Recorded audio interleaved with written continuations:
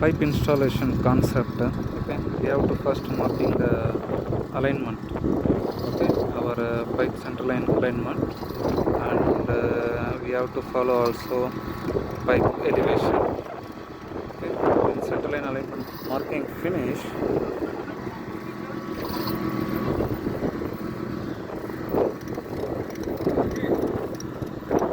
using this split level, we have to make some marking arrow mark on pipe center, split level center.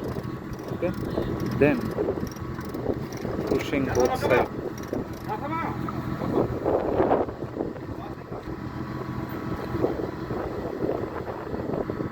And also to sling belt, the chainage need to rope adjustment need.